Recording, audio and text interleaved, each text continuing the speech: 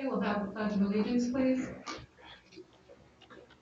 Allegiance to the flag of the United States of America and to the republic for which it stands, one nation, under God, indivisible, with liberty and justice for all. I have the approval of the previous minutes, please. Move to approve.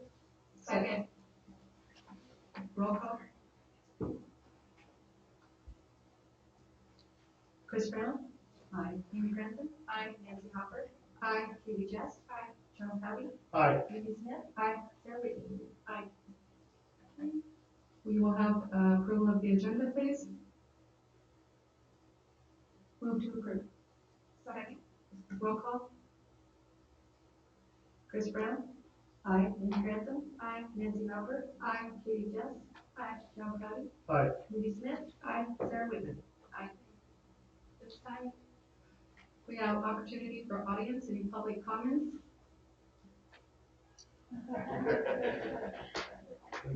One day, someone's gonna stand up and start singing. That won't be me. Well, then we will move right along to reports. A, the Fort Morgan High School student representative, looks like she's not here this evening, so we're gonna move right on to B, the board. And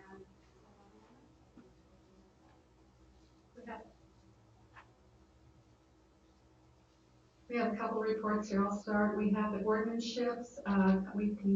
Kathy concluded all of those. Remember, we went to Lyman, a few of us.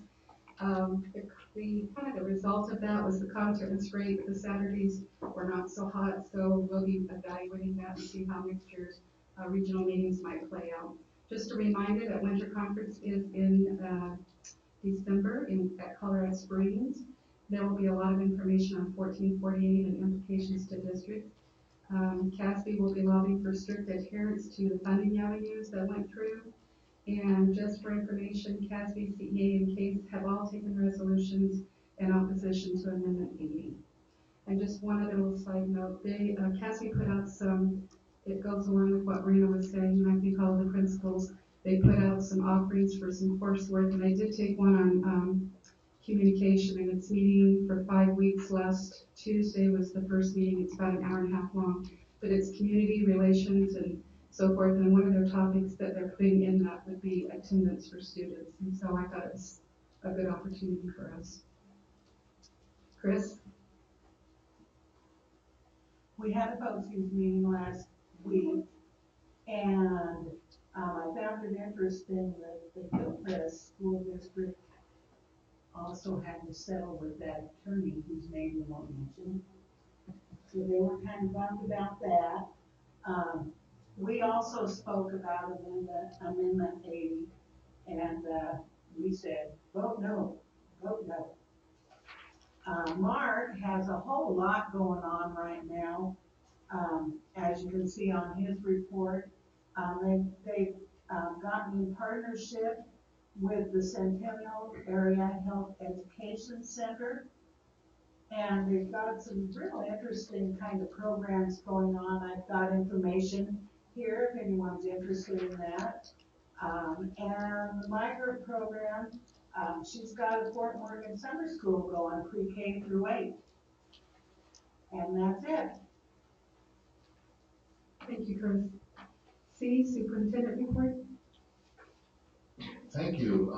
Started out last Wednesday, October 2nd, we had a young lady out here, Christina Monaco. She is regional rep from CDE, and she wanted to come. She's actually doing a presentation at the National Rural Schools Convention. I don't know where it's at this year, but she wanted to interview me in particular because we had just gone to a 4-day week and wanted to see what we were doing with that 4-day week, how it was the impacts of different things. And like we had the conversation, it's too early to tell. There were too many things that went into place all at once to say if one's better than the other.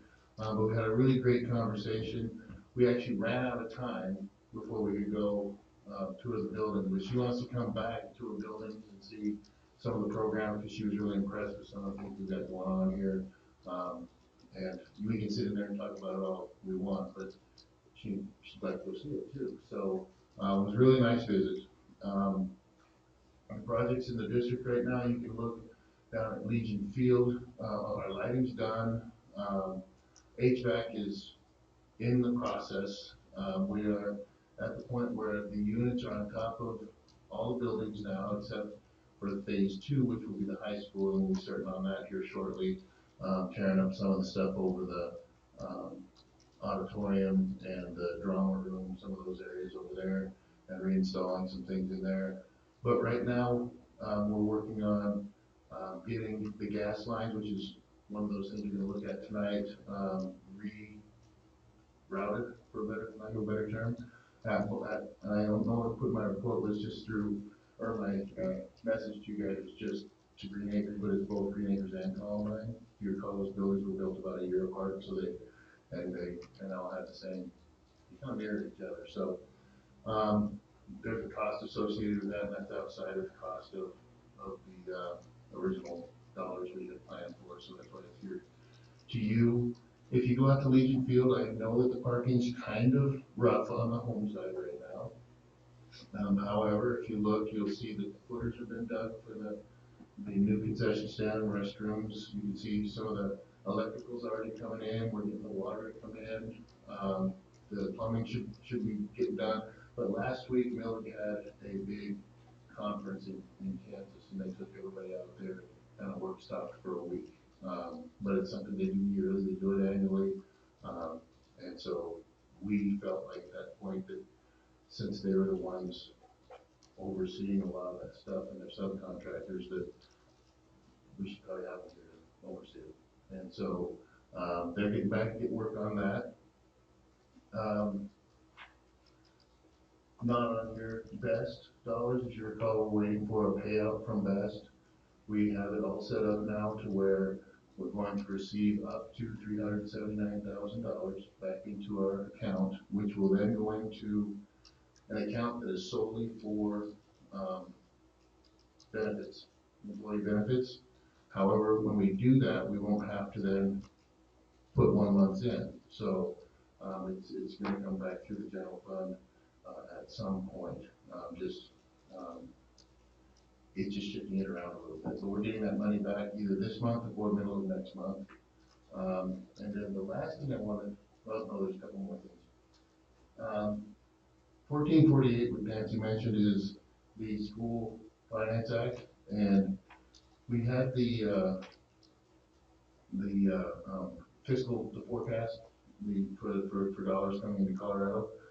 And right now, they're projecting that we're going to be about $920 million short for funding next year.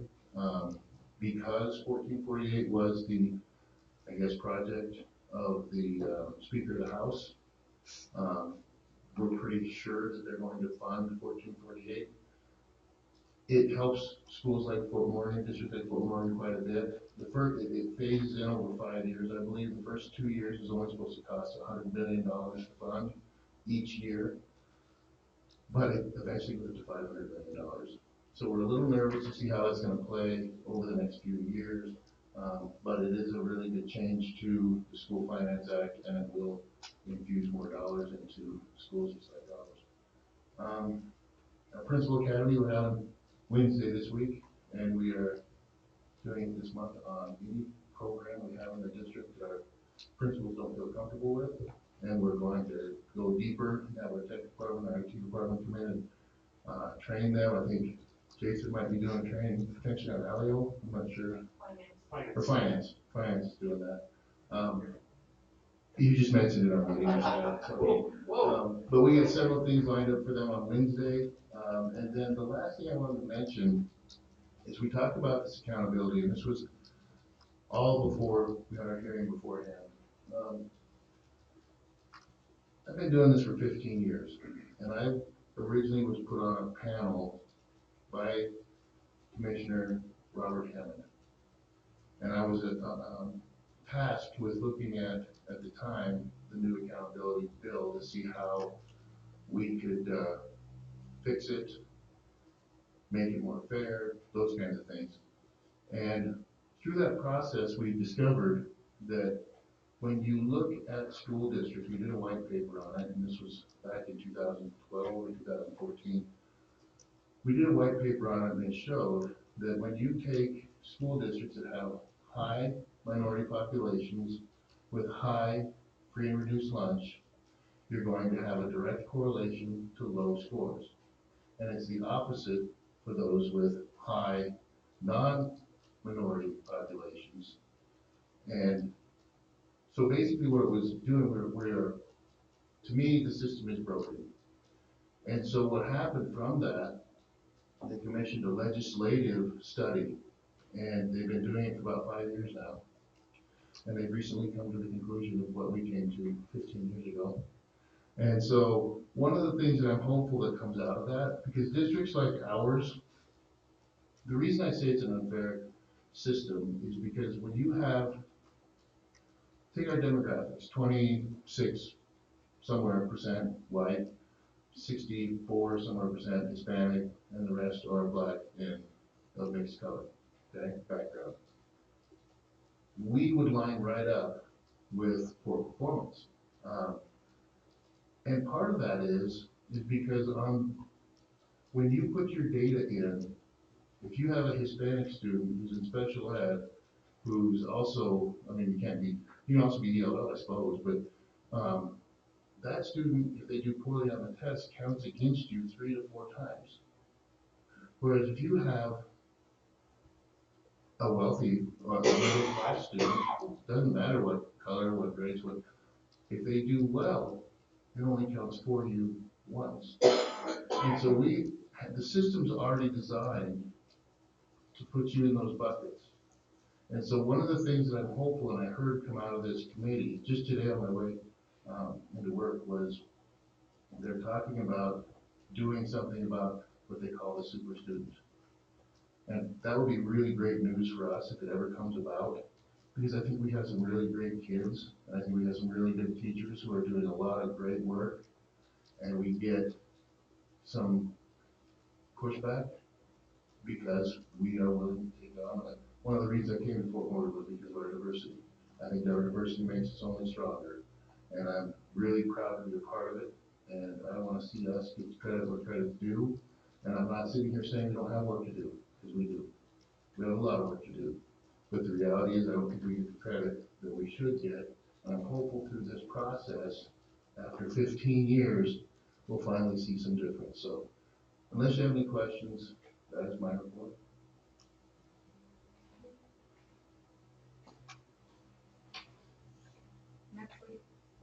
Next, we have the Assistant Superintendent of Curriculum and Assessment, Dr. Pasco. So before I get into the unified improvement plans, just a couple other things. I mentioned earlier, I was gonna talk about a grant opportunity, and it's actually not even calling it a grant, but Beth Carpenter, who's our district wellness coordinator, was approached by Kaiser Permanente. And we had a meeting a week and a half ago about, we want to give you a $20,000 donation. We're calling it a donation. It has to be in certain buckets.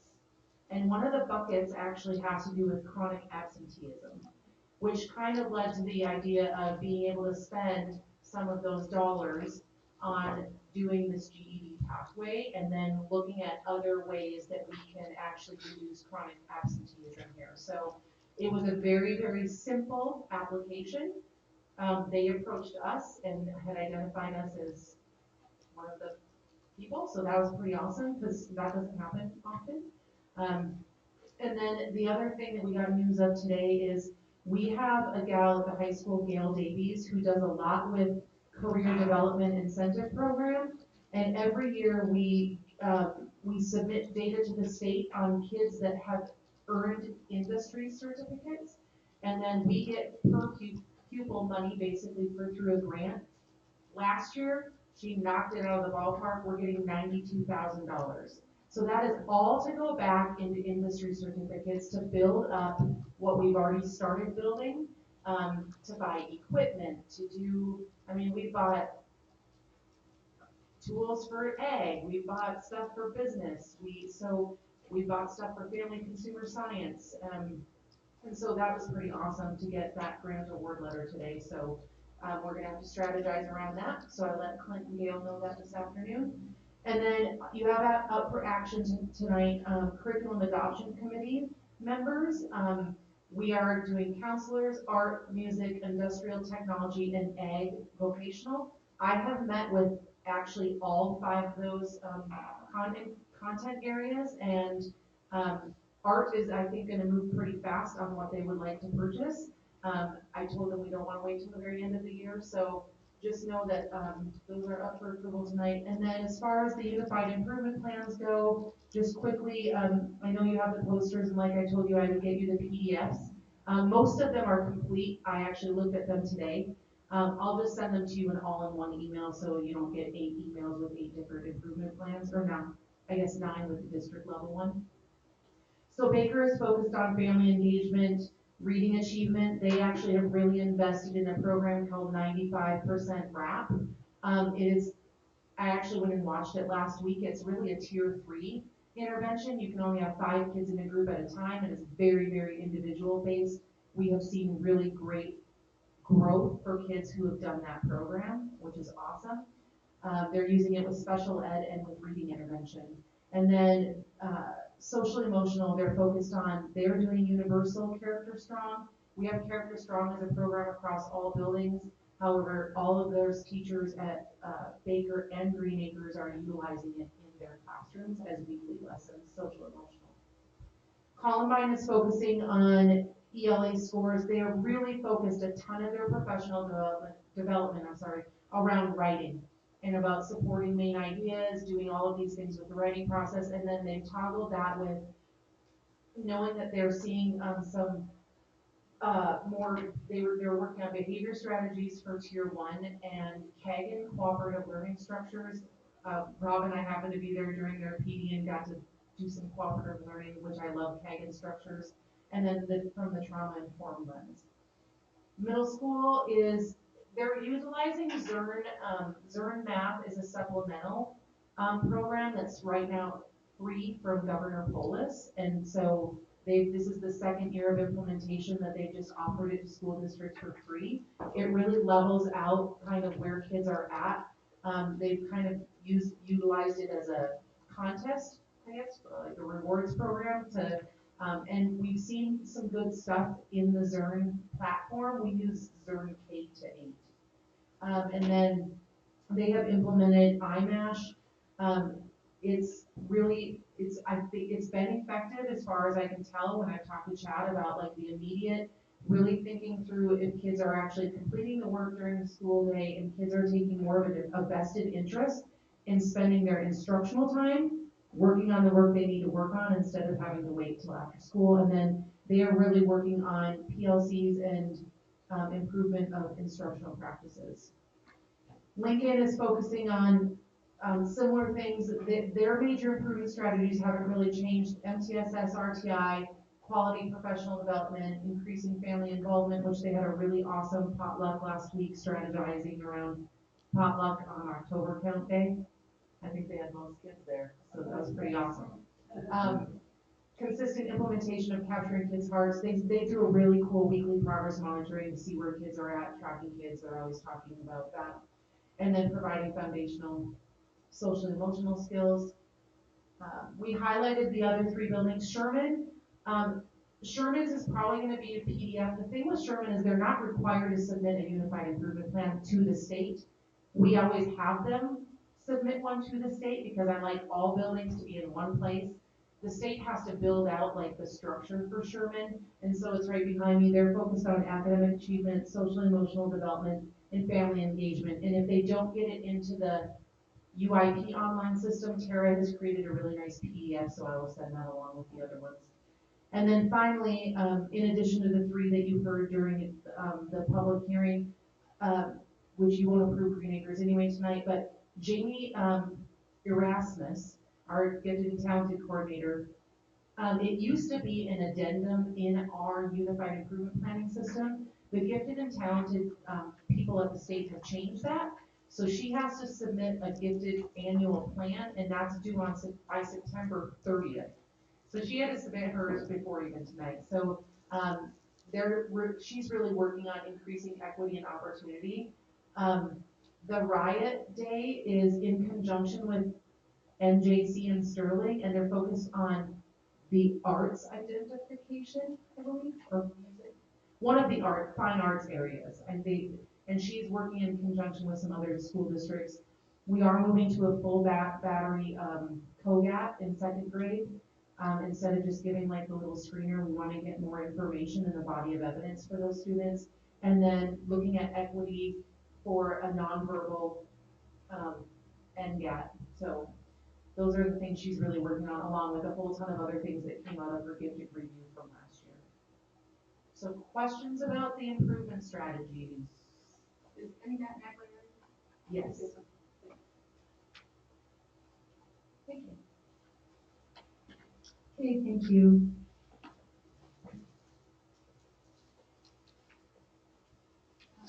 Assistant Superintendent of HR.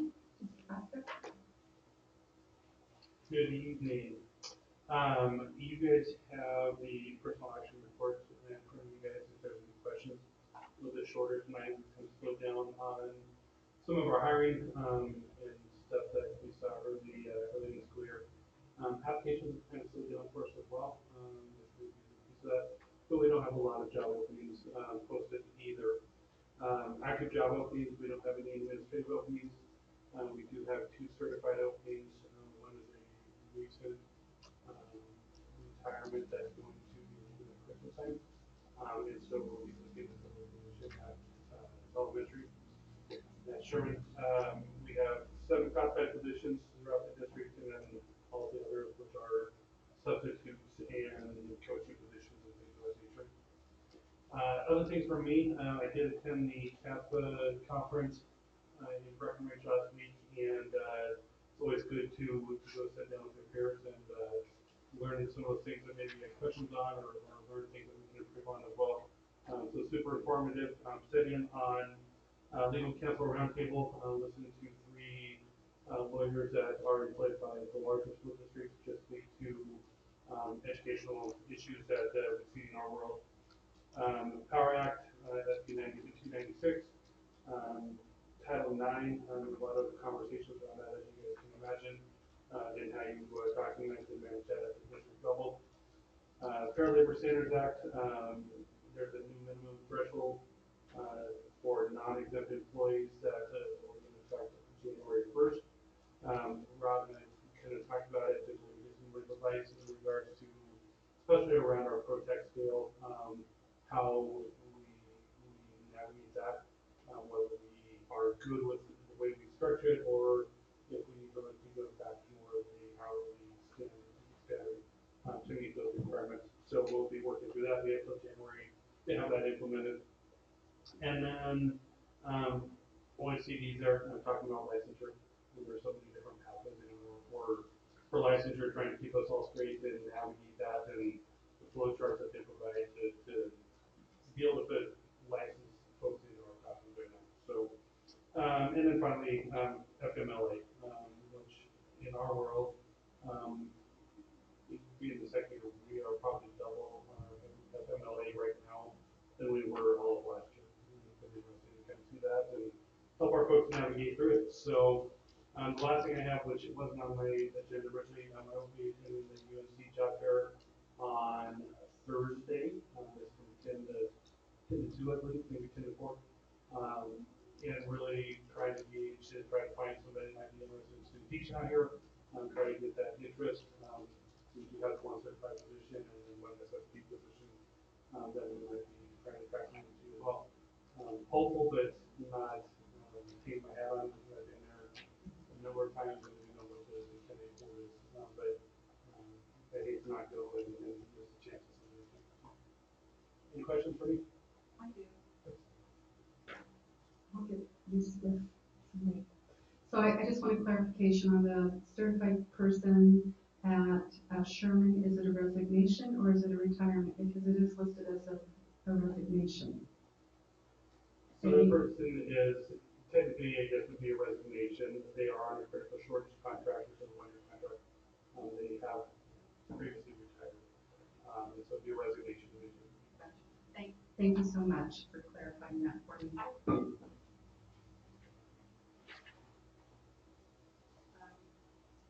The next would be the Chief Financial Officer report, and I see that Tony is not here, and I'm guessing that she's not giving a report for anyone to disclose. So we will move on to discussion items, policies.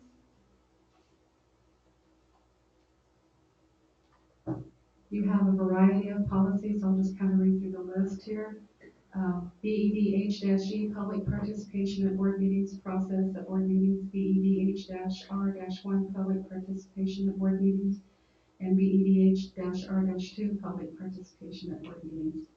BEA, staff ethics conflict of interest. GCM, professional staff workload planning time. ICA, school year calendar. ICICA-R, school day. IHBIB, pre-primary education is repealed. IHBIB-R, pre-primary education repeal. JFC-R-2, student withdrawal from school, dropouts. KEC-E, public complaint form, public concern complaints about instructional materials.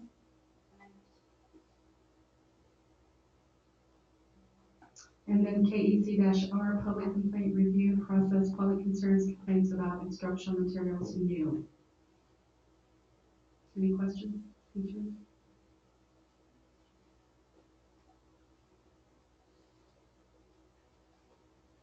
We will move on to the consent agenda. We will have consider pleasure board.